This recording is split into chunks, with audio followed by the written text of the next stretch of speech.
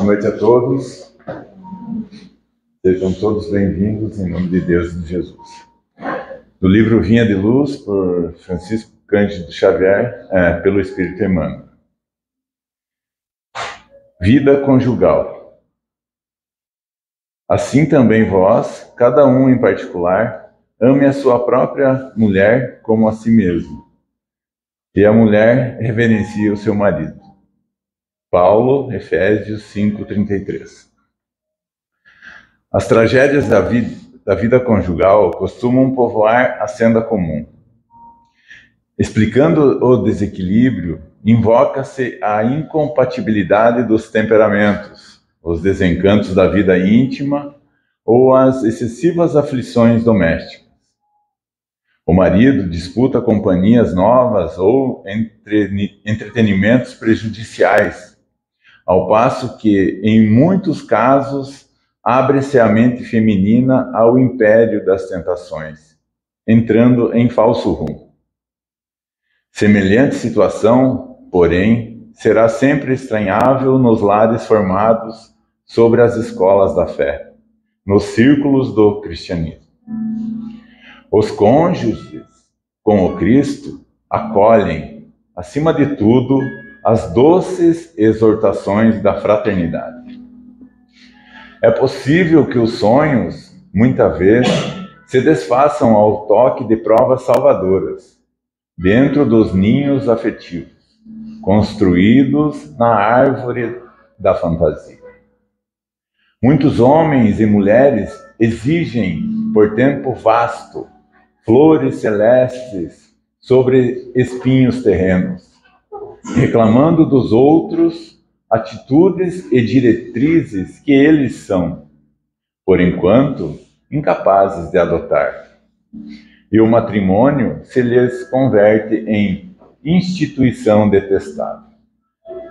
O cristão, contudo, não pode ignorar a transitoriedade das experiências humanas.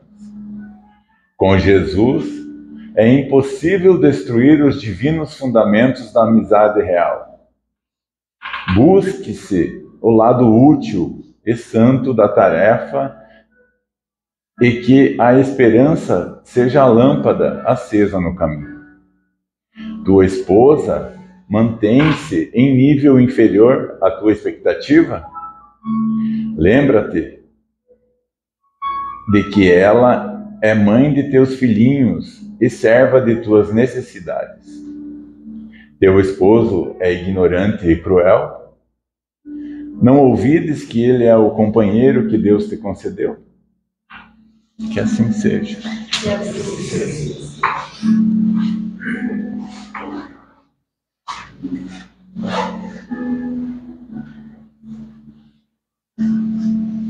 Boa noite a todos. Elevemos o nosso pensamento a Deus, ao Mestre Jesus. Possamos trazer para esse momento todas as nossas intenções, os nossos motivos, os nossos sentimentos que nos fizeram estar aqui presente essa noite. Agradecemos a espiritualidade desta casa, que preparou esse ambiente, para que aqui possamos desfrutar do tratamento, da compreensão, do entendimento de assuntos que para nós ainda parecem complicados de entender, mas que são necessários, são fundamentais para que possamos tocar a nossa vida, o nosso dia a dia, mais próximo da espiritualidade, mais próximo de Deus e do Mestre Jesus. Que possamos trazer no nosso pensamento aquelas pessoas que não puderam se fazer presentes na noite de hoje, mas que habitam os nossos corações, fazem parte do nosso dia a dia ou das nossas intenções. Agradecemos a espiritualidade pelo fim de semana que tivemos, a semana que iniciamos e a semana que vamos passar. Que possamos nós contribuir para que o nosso dia a dia seja mais fácil, mais produtivo, com boas vibrações, com bons pensamentos, com bons sentimentos voltados ao nosso próximo, cujo qual a base viemos buscar aqui essa noite através do Evangelho. Precisamos pedir para que o alto possa atender também aquelas pessoas que se encontram enfermas em suas casas, nos hospitais, e necessitam de algum auxílio e que, por algum motivo, de nossa parte, só podemos fazer no momento orações. Possamos trazer esses irmãos em pensamento e em sentimentos para este momento. Pedimos também para que o alto ampare aqueles espíritos que durante essa semana voltaram à pátria espiritual através do desencarne, pedindo para que eles possam ter a compreensão, o entendimento da situação que lhes apresentou frente a frente. Pedimos também a espiritualidade que possa amparar os irmãos cujo nome estão nos livros sobre a nossa mesa, encarnados e desencarnados, para que todas as intenções de quem ali escreveu esses nomes possam alcançar esses irmãos, levando todos os eflúvios medicamentosos vindos do mundo espiritual, para que atinja cada um naquilo que tiver o mérito necessário. Agradecemos ao alto por todas as bênçãos que já nos atingem e que muitas vezes não damos o devido valor por achar que estamos esquecidos ou abandonados pelo alto. Pelos problemas que enfrentamos, pelos tropeços que temos no nosso dia a dia e que na maioria das vezes são para nos elevar perante a vida. No nosso entendimento, é um sofrimento que se apresenta sem motivos. Possamos ter a compreensão essa noite, o entendimento essa noite, de que várias coisas que nos acometem no nosso dia a dia são para o nosso crescimento. E é fundamental que nós possamos nos dar a abertura necessária para essa compreensão. Mas de antemão já agradecemos ao alto pelo tema escolhido para essa noite e pedimos para que a espiritualidade oriente a nossa irmã Maria Ciruí na sua explanação desse tema, para que ela possa ser feliz no entendimento que ela teve durante a preparação e que nós possamos absorver tudo aquilo que nós, porventura, possamos levar para as nossas vidas. Agradecemos a equipe espiritual desta casa, nosso irmão André Luiz, toda a sua equipe trabalha e age nessa casa para que a paz, a harmonia, o amor possa estar sempre presente. Que possamos estar agradecidos e que possamos contribuir para que cada doutrinário, a cada segunda-feira, possa ter um pouquinho do nosso auxílio para que a espiritualidade se sinta cada vez mais grandiosa nesta casa.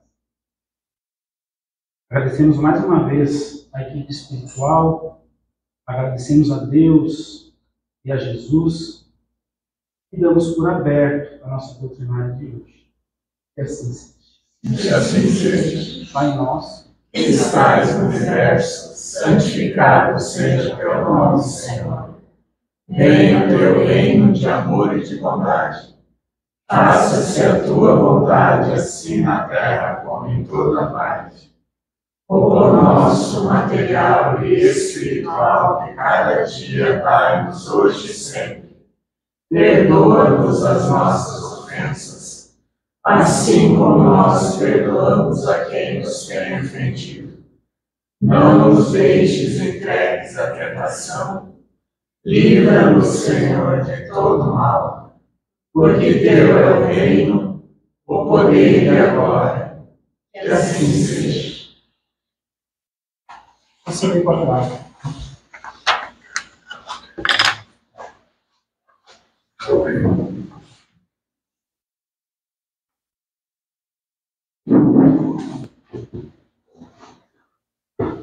Boa noite a todos. Na paz de Deus e de Jesus. Sejam bem-vindos. Continuação do capítulo 10, que a Viviane iniciou segunda-feira passada, né? E sobre bem-aventurados misericordiosos. Então, nós vamos trabalhar a parábola do credor. Estou meio perdido aqui.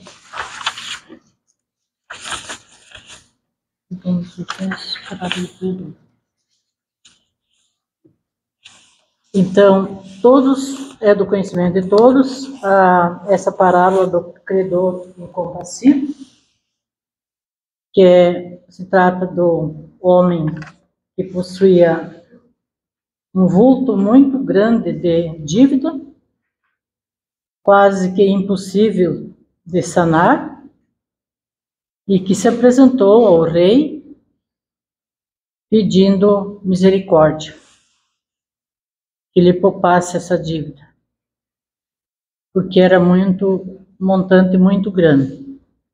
E o rei, ele justificou, perdoou a dívida. É conhecido de todos nós esse tema. E ao sair dali, ele se depara com um outro homem que lhe devia uma soma muito pequena. E ele o estrangulou por tantas vezes que eu já havia cobrado essa soma,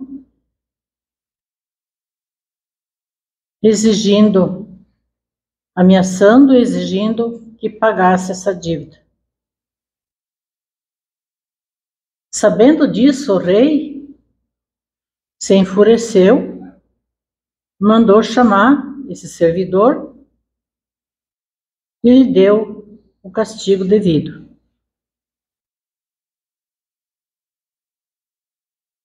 Estamos diante de um resultado da lei de ação e reação. Nós agimos, muitas vezes equivocadamente, errado, cometemos delitos, e tudo bem. Quando o outro comete o mesmo delito, nós o repreendemos, não aceitamos. E encurralamos dentro de remorsos e de consciências pesarosas. Essa é a mensagem que, quando nós olharmos para dentro de nós, vamos perceber que todos somos devedores de Deus. devedores de Deus. Porque nós somos hoje o resultado de uma construção que nós mesmos realizamos em vidas pretéritas e na própria existência agora. Se nós fosse voltar a fita nesta existência, nós íamos encontrar falhas, né? Como também muitas coisas boas construídas, mas nós íamos encontrar falhas. Se nós fôssemos reparar, nós com certeza íamos achar os furos, as falhas para reparar. Mas como não há como reparar, que a gente consiga daqui para frente fazer melhor. E o que não deu para reparar, vai ficar registrado para as próximas existências nossas, nós vir com as mesmas dificuldades. Para poder sentir na pele essas dificuldades.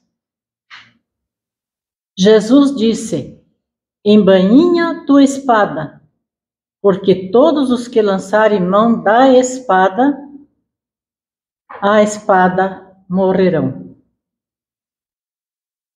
O Mestre Jesus, ele nessa passagem, ele tratou da lei de ação e reação. Nós temos até um livro na biblioteca que fala da ação e reação. Todos os nossos maus procedimentos, por que esses maus procedimentos? Por causa das nossas imperfeições, nós não somos perfeitos. Nós somos passíveis de erros, de nos enganar, de agir, às vezes temporariamente, de uma forma inadequada. Todos nós recebemos nas leis da vida o que fizemos. Nas leis da vida é a vida que nós levamos, leis. Cada um tem as suas. O que fizemos? Pelo que fizemos? Quanto fizemos e como fizemos? Está tudo analisado. O que fizeste? Como fizeste?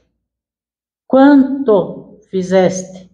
Aqui entra a quantidade, vamos supor, de ações boas e más. E como a fizeste? E muitas vezes nós fazemos de má vontade as nossas boas ações que não valeu para a contagem, né?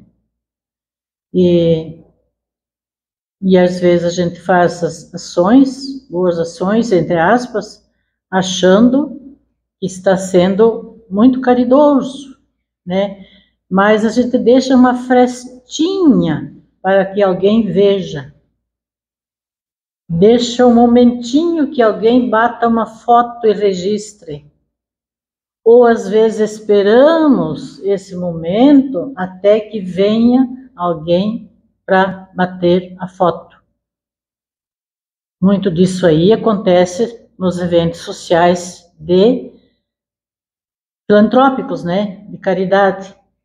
Então, muitas ações caridosas que a criatura humana realiza, nas contas de Deus não está, porque já recebeu a recompensa aqui, pelo reconhecimento aqui. Se agimos para o bem, seremos agraciados. Se agimos para o mal, sofreremos as consequências. Ainda a doutrina diz que feliz daquele que recebe o troco ainda nesta existência, para pagar a sua dívida. Ah, está sofrendo tanto, ainda bem. E a gente, aos olhos nossos, sim, naturais, a gente não, nosso entendimento, sim, capaz, mas ainda bem. Está conseguindo pagar, saldar a sua dívida. Não é que se deseje que o outro pague pelo que fez. É nesse sentido, sim, mas sentido espiritual. Ainda bem. que está pagando. Ou se diz assim, nosso irmão Coronel Teles diz assim, oxalá que ele possa pagar ainda nessa existência. Nessa existência, porque daí não fica registrado para a próxima.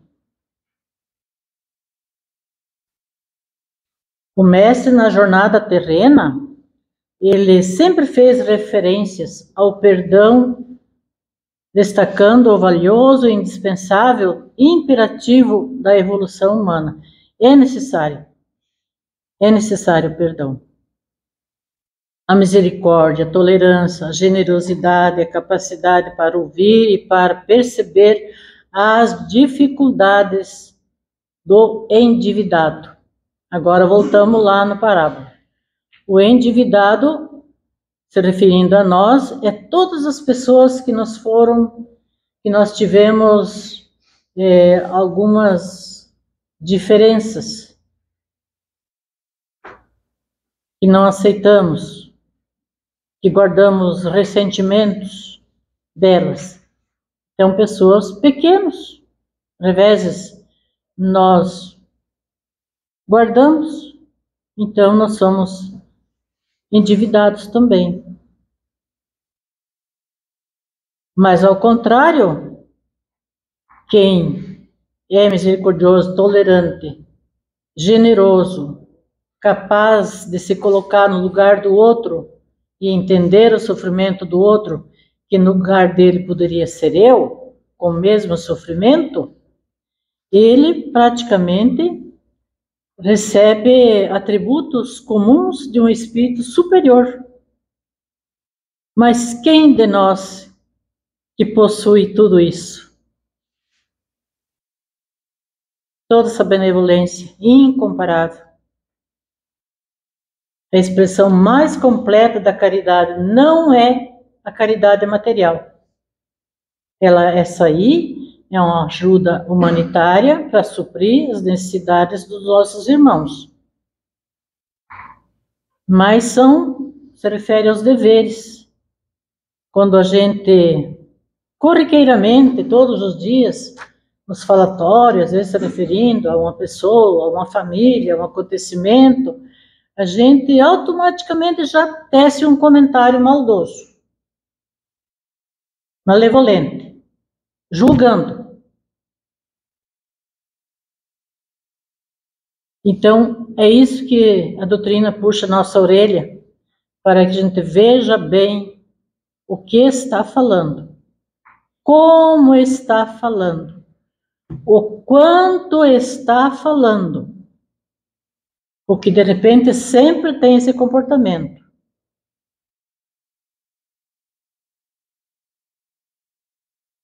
Então, atinge, porque a fala, o pensamento é a energia que vai até a criatura e volta para nós. Pode atingir a criatura, sim, mas volta para atingir nós. Como jogar uma água com força num vidro. Ela bate no vidro, molha o vidro, mas respinga em nós. Ela volta para nós. Então, se cada irmão tem a sua parcela já de provação, de sofrimento, já passou por provações, sofrimentos, de várias ordens, lembrar que faz parte da nossa existência aqui na Terra, provas e expiações. Mas não que isso faça com que a pessoa se acomode. Eu nasci para sofrer, ainda eu vou continuar sofrendo, vou aceitar. Não, a gente tem que tentar reagir, superar, buscar, eliminar aquilo, expulsar aquilo de nós. Não aceitar. Às vezes um pensamento meio depressivo, que vem vindo, uma ondinha, meio de desânimo, a gente tem que refutar. Não quero. E reagir. Daí não deixa penetrar em nós essa negatividade, essa enfermidade espiritual. Hoje, até está mais assim compreensível quando se fala em enfermidade espiritual, né? Uma vez a gente simplesmente encerrava o assunto. Mas como? Não existe isso aí, né? porque a gente tinha os olhos voltados só para a matéria. Mas nós somos espírito eterno. E o espírito continua. Do encarnação, desencarna, continua aquele espírito, do mesmo jeito que pensava e agia, reencarna um tempo que é determinado, e assim vai indo até evoluir. Pelo amor, Márcio. Por enquanto, não, né? Que o Márcio se refere bastante. Pela dor. Provações. Nem sempre é a física através da enfermidade. Essa é fácil porque nós tratamos, nós vamos no especialista, nós fazemos nossos exames, nós checamos, nós escrafunchamos, né? Até descobrir porque tem que ter. E às vezes não tem e a pessoa está com aquele sintoma. Mas se tiver, é a mais fácil, porque é tratável. Mas a dor moral, psicológica, essa não tem. É só Deus e Jesus e nós mesmos para poder superar. Então, a falta de perdão, aquele sentimento que ficou meio raspando com outras pessoas em outras existências, na mesma existência, mas em outras épocas, e a gente fica ruminando, ela é como uma prisão. Uma prisão. E nós não precisamos viver nesse cárcere. A Aide está lembrada de uma vez que estava num seminário em Pato Branco, com a Sandra de la Pola, ela tocou o dedo na minha ferida. Que às vezes a gente passa a dificuldade e fica se fazendo de vítima. E torturando o outro que cometeu o delito. E a gente vítima, toda a vida vítima. Então a gente fica como encarcerado naquilo ali. Criamos um cárcere. O cárcere do não perdão. Pronto. Eu, Marisê, já me assustei com essas histórias aí. De ser chamada para perdoar em sonho e eu rejeitar. Depois tu fica dias pensando, poxa vida, né? Oportunidade que eu perdi. O perdão não é uma emoção. Ai, que bom, fiquei tão feliz que consegui perdoar meu desafeto, meu inimigo, entre aspas. Não, ele não é uma emoção. Ele é uma decisão. Eu preciso o que é melhor para mim. Quando a gente toma essa decisão, a gente já teve exemplos também, vivido na carne, de deixar para lá, parece que desata aquele nó. Ah, tu sai da cadeia, tu sai da prisão. Pronto, liberou. Porque já basta ter acontecido aquele fato, aquele período difícil. Daí tu fica trazendo ele para a tua vida presente a vida inteira. Temos que libertar disso aí. E o único jeito de nós libertar, a doutrina, lendo hoje, dizia assim, nem sempre tu vai entrar em contato com o adversário, mas tu pode pedir para Deus, falar para Deus que tu perdoa sinceramente. Já é o primeiro e grande passo. Porque essa graça de conseguir não carregar rancores é uma graça que a gente pode conquistar. E ela é sempre transmitida para nós, por Deus. Sempre. Nós fazemos uma prece, pedimos, outro dia a gente está preocupado com ele faz uma prece, pede de novo, que eu consiga. Quando tu vê, tu não sente mais nada. Aí tem a pergunta: perdoar é esquecer? Não. É impossível esquecer. Você passou por aquilo. Teve na tua trajetória aquele episódio, aquele período de convivência não legal. Não. Perdoar é limpar o coração. Eu lembro, mas não sinto mais nada. Não sinto ódio, não sinto rancor, não sinto vontade de vingança, não fico feliz quando a pessoa não se deu bem, que aconteceu um fato com ela, desagradável. Eu não me regozijo com isso, fico penalizada. Então, isso é limpar o coração. Então, assim, os traumas que nós sofremos ao longo da nossa vida, todos nós temos grandes e pequenos traumas. São impossíveis de esquecer. Mas limpar o coração para não sofrer toda vez que lembramos dele é perfeitamente possível.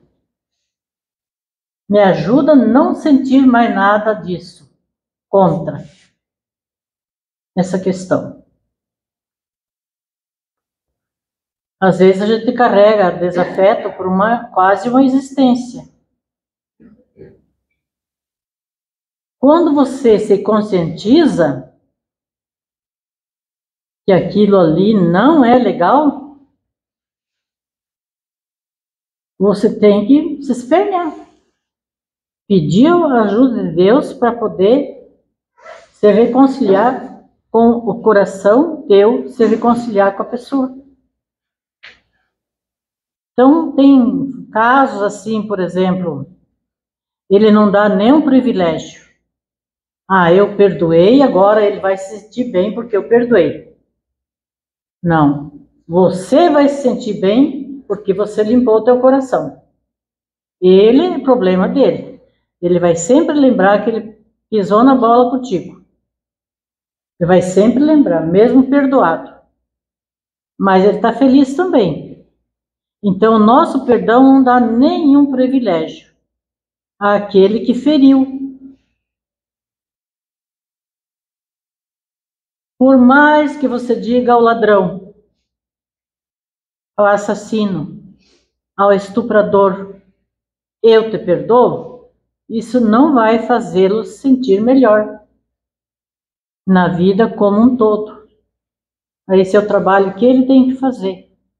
Esse sempre vai carregar o peso do delito que cometeu.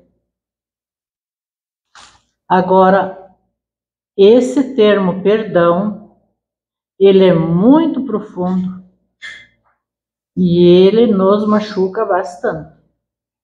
Porque nós tentar mortificar toda uma estrutura que nós temos negativa do ressentimento não é trabalho fácil, é trabalho de anos.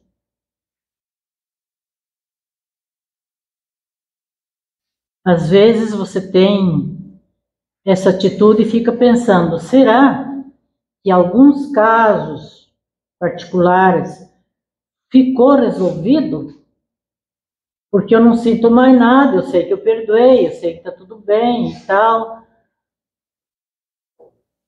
Mas um belo dia desses, nós viemos na casa espírita trabalhar, tinha, espiritualmente falando, uma homenagem para as mães falecidas, onde entrou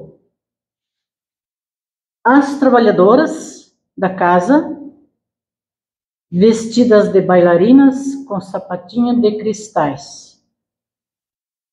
E os trabalhadores, vestidos a rigor, perfumados, maquiados, todo cheio de estilo, entraram. E as mães se acomodaram. Era muito grande a sala. E as bailarinas entraram, seu vestidinho rosa transparente, brilhante, brilhante, bailavam aqui. E os homens, trabalhadores daqui, serviam pratos de quitutes para as mães, que ainda precisavam de alimento material, que ainda precisavam. E poucas delas precisaram do alimento material. Praticamente a mesa toda decorada aqui no centro ficou cheio de travessas de porcelanas finas com os alimentos ali, porque poucas mães se alimentaram, não necessitavam. E eu entrei nesse meio tempo por ali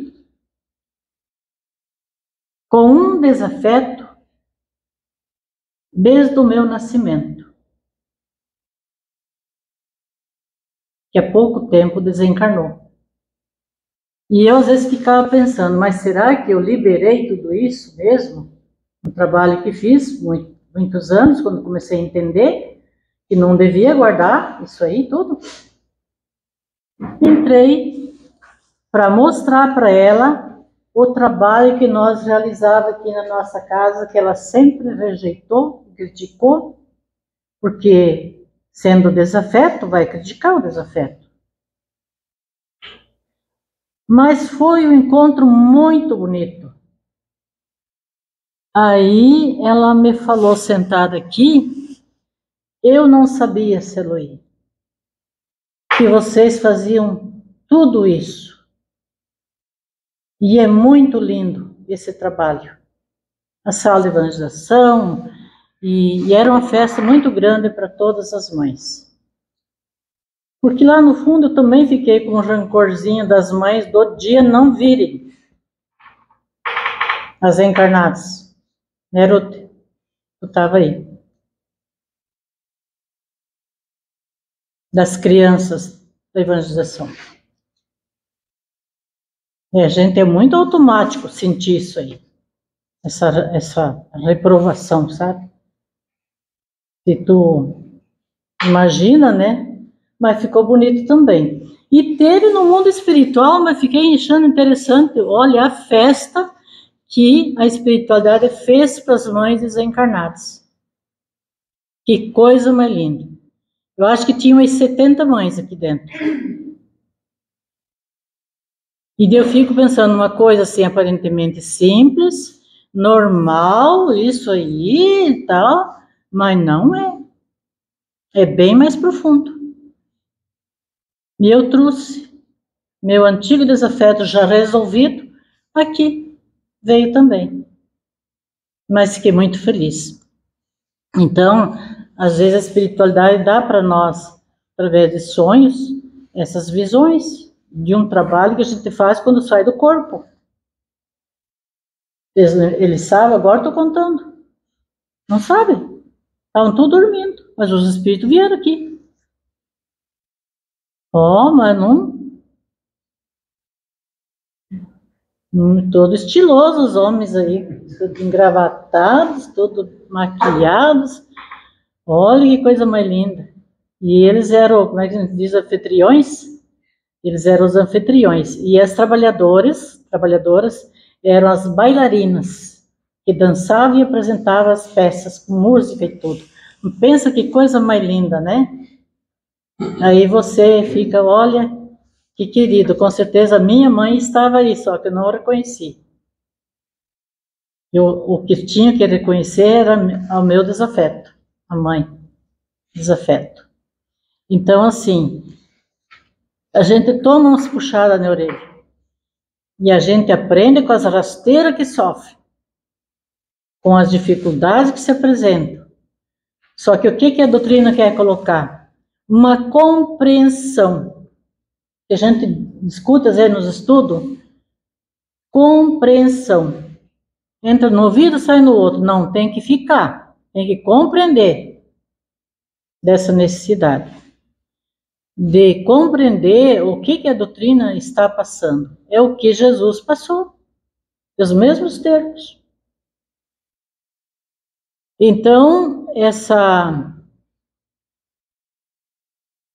questão de nós guardar os traumas ao longo da vida só cicatriza feridas, não cicatriza. Só deixa abertas crateras em forma de feridas, tem outro nome. Chagas no nosso perispírito. Nós não resolvemos isso ali, vivemos a vida inteira angustiado e pesaroso com esses traumas, né? E cobrando ainda, porque nós somos as vítimas, entre aspas. Mas fala o que é perispírito. Fala o que é perispírito, não entendo. Mas fala o que é o perispírito, então. O perispírito, para o mais leigo, é o corpo perispiritual nosso, é um corpo entre o espírito nosso e o nosso corpo físico. Nós temos um outro corpo, onde é registrado, ele é semimaterial, nós não vemos, só quando é para ver, e nós temos esse relance, assim, um flash, assim, a gente pode ver. É o perispírito, ali que é registrado tudo. Ele é a matriz que nós preparamos para o próximo corpo. E tudo que está ali vai ser colocado no novo corpinho que está sendo formado como feto ainda no ventre materno. É obedecido que está ali, aqui. Eu estou fazendo um bolo, eu pego a receita. Eu olho a receita e coloco os ingredientes aqui. É assim. E daí eu vou construir. Aí saiu o meu produto conforme a receita. Vai sair uma existência conforme os meus registros, que estava aqui no meu perispírito. Que pode ser resolvido, curado, essas chagas, através de um tratamento contínuo espiritual. Em dado momento de existência, começam a aparecer os problemas. Problemas depressivos, problemas de desequilíbrio, problemas de transtorno, e uma série de angústias. Isso aí são tudo enfermidades espirituais.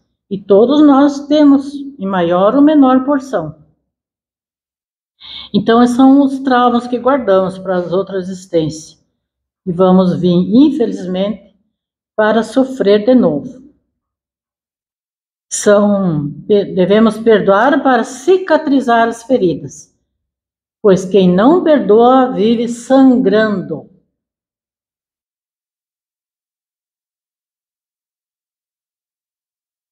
Às vezes é o pai, às vezes é a mãe, às vezes é o padrasto, às vezes é a madrasta, às vezes é um colega de trabalho, às vezes é um filho que tem amargura, que te faz sofrer, mas tu faz chantagem para o filho também, né?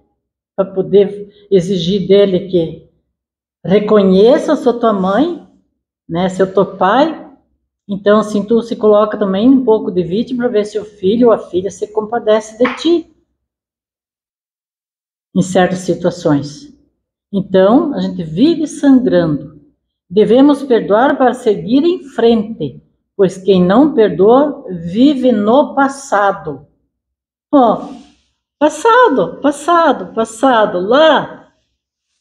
Quantos anos atrás? No meu caso era desde 1947, 48 praticamente. E foi.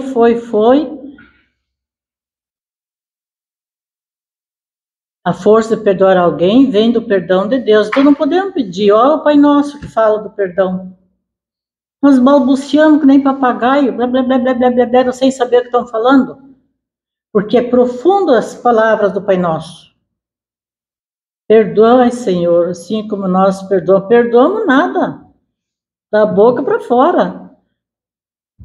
Né, irmã? Da boca para fora. Outro dia, perdoai, Senhor, mas tu não perdoou. Então, não vamos receber esse perdão. Então, ele vira, se nós não liberamos isso aí, ele vira uma tortura interior. Daí nós ficamos sesudos, ficamos amargos, ficamos depressivos, ficamos azedos, ficamos quase que insuportável, né? E temos muitas vezes medo de nós mesmos. De nós mesmos.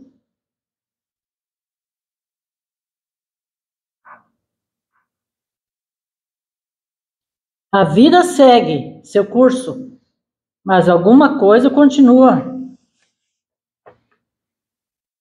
Seu paciente trabalha de cutucar a ferida que se recusa a fechar. Hoje nos estudos eu falei assim, cada vez que você lê aquele trechinho do Evangelho da manhã na oração, da manhã e na oração da noite, dá uma cutucadinha na gente. Sempre tem uma coisinha que serve para a gente melhorar, que a gente está fazendo. Sempre dá uma cutucada, quer dizer, estão sempre quando a ferida quer fechar, cutuca e sangra de novo, porque eu não resolvi, eu não curei lá no fundo. Através de um gesto, através de um perfume, de um sabor, de uma lembrança, traz de volta a pessoa. Aqui se refere mais uma pessoa que desencarnou e nós dificultamos a estabilidade dela, o sossego dela, o repouso dela.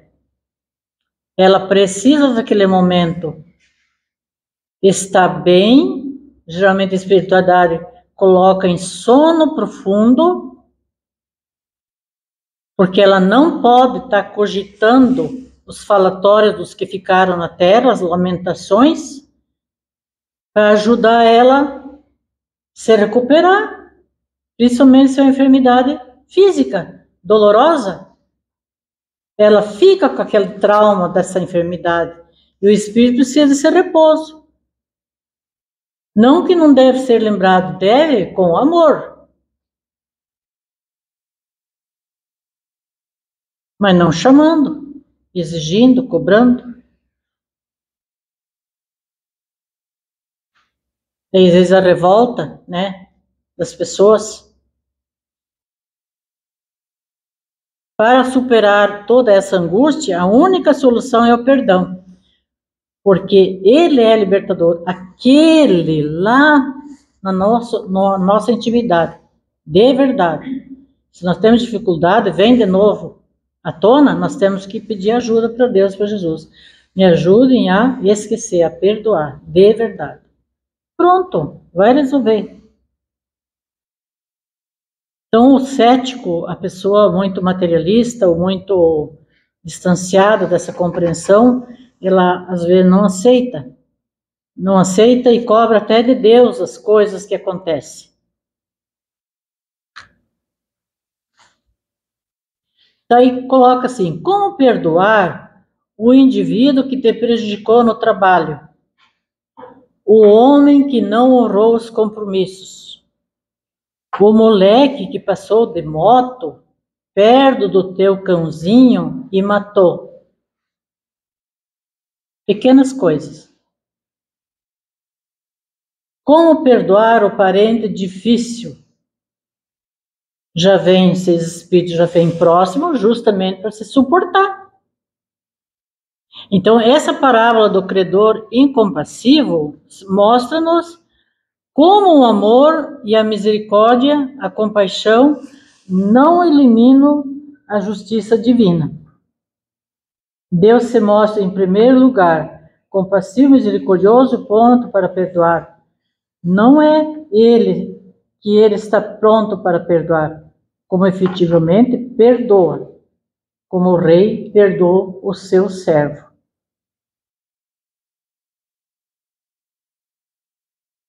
Então a gente deve dizer assim, basta saber, às vezes aquele parente difícil que me deu exemplo aqui, né? Ele talvez não tenha o entendimento que eu tenho, Por isso que ele age assim, ou ele tem uma outra formação que não foi a minha, por isso que ele age assim, ou ele é um espírito torto, ou ele é uma pessoa difícil. Existe, sim.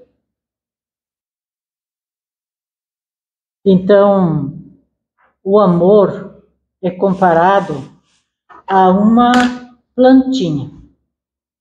Se tu não colocar água no sapatinho, ele murcha e morre.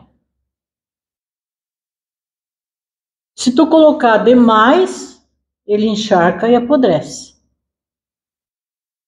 As aves, os passarinhos, os animais, se estiver preso e não dá água para eles, eles morrem.